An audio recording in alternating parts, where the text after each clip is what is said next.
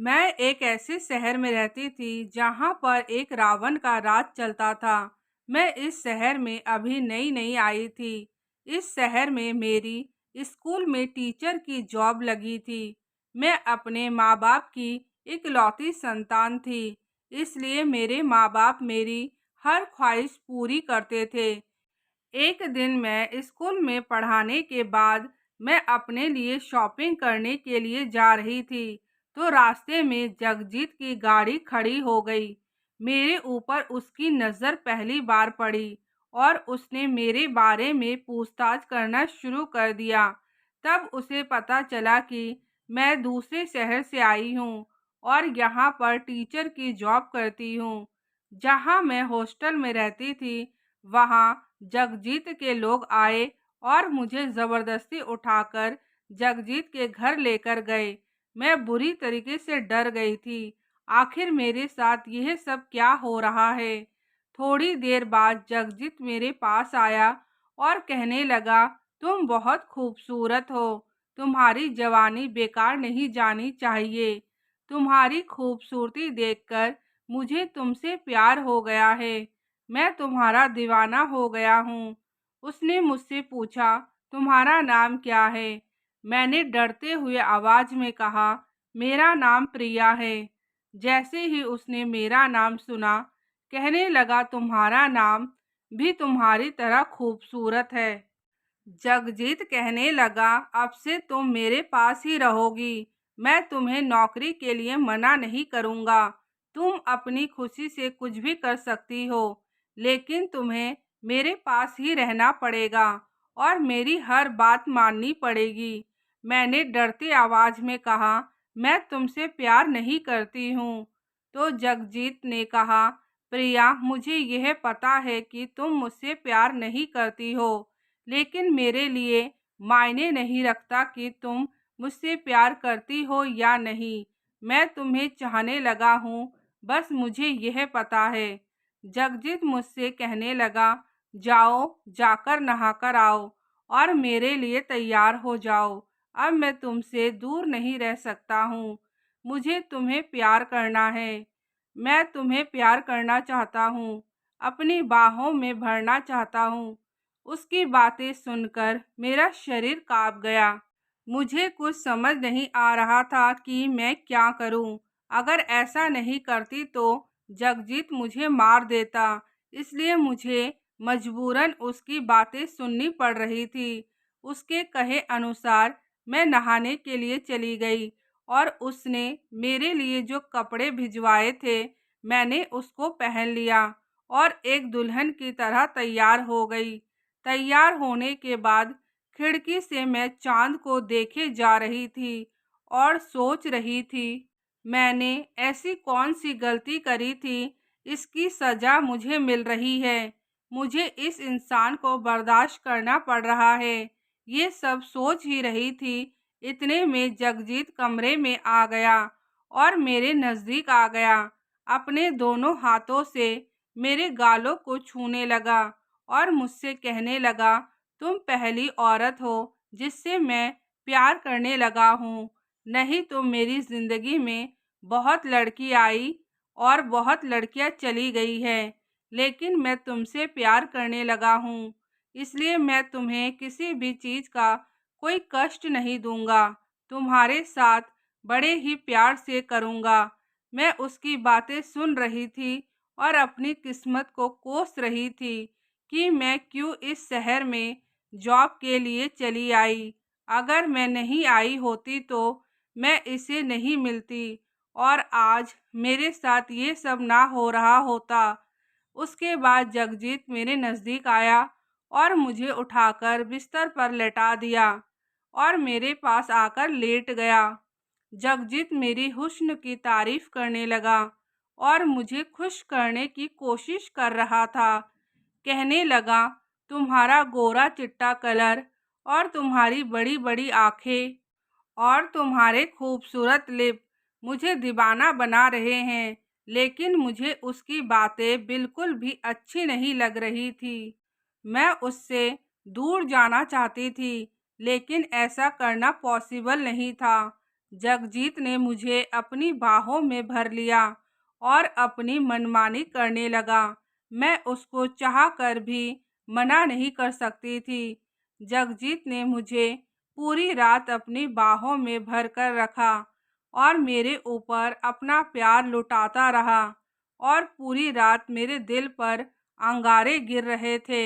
मेरी आंखें बिल्कुल लाल हो गई थी। हर लड़की अपनी सुहागरात को लेकर कितने सपने सजाती है और मेरी सुहागरात कुछ इस तरीके से हो रही थी जिसको मैं किसी को बता भी नहीं सकती थी। जगजीत पूरी रात मेरे ऊपर प्यार लुटाने के बाद सुबह होते ही वह सो गया और मैं एक कोने में बैठकर आंसू बहा रही थी। जगजीत के कानों तक मेरी रोने की आवाज़ गई। वह मेरे पास आया और मुझे प्यार से चुप करने के लिए कहा। वह बिल्कुल भी मेरे ऊपर गुस्सा नहीं करता था। उसने मुझे बड़े ही प्यार से बाथरूम में भेजा और कहने लगा, जाकर नहा लो, अब तुम रोना मत, तुम्हारे आंखों से आंसू निकले, मैं यह सहन नहीं कर सकता हूँ। जगजीत कहने लगा, मैं तुमसे बस शादी ही तो नहीं की है। अगर मैं तुमसे शादी कर लेता तो तभी हमारे बीच यही होने वाला था। तो तुम यही सोच लो कि हम दोनों की शादी हो गई है। उसके बाद मैं नहाने के लिए चली गई। नहाने के बाद नाश्ता पानी करके मैं स्कूल के लिए चली गई। जब मैं स्कूल पहुंची तो स्कूल के सारे लोग मुझे घूर घूर कर देखने लगे, जैसे कि मैं कितना घोर पाप करके आई हूँ। लेकिन किसी की भी मुझसे कुछ पूछने की हिम्मत नहीं हो रही थी, क्योंकि जगजीत की यहाँ पर बहुत चलती थी और स्कूल वाले मुझे स्कूल से निकाल भी नहीं सकते थे। स्कूल में पूरा दिन पढ़ाने के बाद जगजीत के लोग मुझे लेने के लिए आ गए। अब मैं जगजीत के घर पर ही रहती थी। मैंने अपने माँ बाप से बात किया, लेकिन मैंने उनको कुछ भी नहीं बताया। मेरी मम्मी पूछने लगी कि तुम कुछ बुझी बुझी सी लग रही हो। मैंने मम्मी को कहा, ऐसी कोई बात नहीं है, और थोड़ी देर बात करने के बाद मैंने फ़ोन रख दिया। मेरी मम्मी पापा को लगा कि मैं कुछ परेशान हूँ, इसलिए वह लोग भी आ गए और उनको पता चला कि मैं हॉस्टल में नहीं रहती हूँ, जगजीत के घर पर रहती हूँ। उसने मुझे अपना कैदी बना रखा है और जब मन करता है वही करता है। मेरे माँ बाप रोते हुए जगजीत के पास आए और कहने लगे, मेरी बेटी को आज़ाद कर दो, मेरी बेटी ने तुम्हारा क्या बिगाड़ा है। लेकिन जगजीत कहने लगा, आप लोगों को तो खुश होना चाहिए कि मेरा दिल आपकी बेटी पर आया है और आप लोग हो कि मुझे शिकायत कर रहे हो। थोड़ी देर बाद ही मेरी मम्मी पापा को पता चल गया था कि यहाँ पर हम लोगों का नहीं चलेगा। मेरी मम्मी पापा भी मेरे साथ ही रहने लगे। जैसे ही रात हुआ, हम लोग सब खाना खा रहे थे। एकदम से जगदीश बाहर से आया और मुझे कमरे के अंदर बुलाने लगा। मैं मम्मी पापा की तरफ देखने लगी। मेरी मम्मी की आंखों से आंसू बह रहे थे। जब मैं कमरे के अंदर नहीं गई तो जगजीत ने मुझे गोद में उठाकर अपने कमरे में ले गया और कमरे को बंद कर दिया और उसके बाद मेरे पास आया और कहने लगा, मैं तो तुमसे इतना प्यार करता हूँ और तुम हो कि बेकार में मुझसे डरती रहती हो। मैंने कहा, इसको प्यार नहीं कहते हैं। तो जगजीत कहने लगा, तुम चाहे जो समझो, मेरे दिल में सिर्फ तुम हो, और उसके बाद मुझे प्यार करने लगा। रोज रात का यही सिलसिला था। हम दोनों में पति पत्नी का संबंध बनता था और मेरी मम्मी पापा ये सब देखकर बर्दाश्त नहीं हो रहा था, लेकिन वह बेचारे कुछ कर भी नहीं सकते थे। फिर एक दिन मेरी जिंदगी में एक लड़के का आगाज हुआ। वह लड़का और कोई नहीं, जगजीत का छोटा भाई था। जगजीत ने अपने छोटे भाई को दूसरे शहर भेजा था पढ़ाई करने के लिए। जैसे ही उसकी पढ़ाई कंप्लीट हुई, वह अपने शहर वापस आ गया। जगजीत अपने छोटे भाई को बहुत प्यार करता था और उसके ऊपर बहुत विश्वास करता था। अब मुझे स्कूल ले जाने और लेकर आने का काम अर्पित का ही होता था। जगजीत के छोटे भाई का नाम अर्पित था।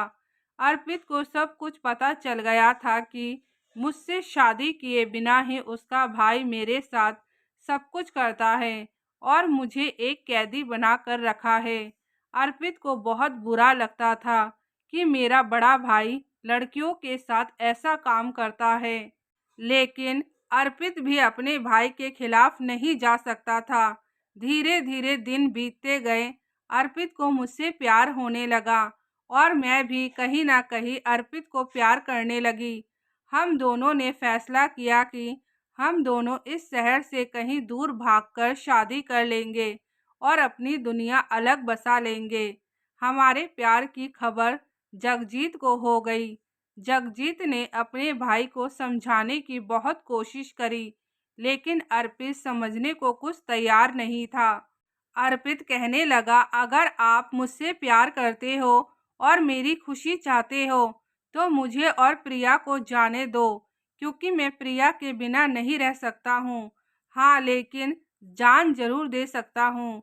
अगर आपने प्रिया को नहीं छोड़ा तो मैं आपका जान ले भी सकता हूँ और दे भी सकता हूँ।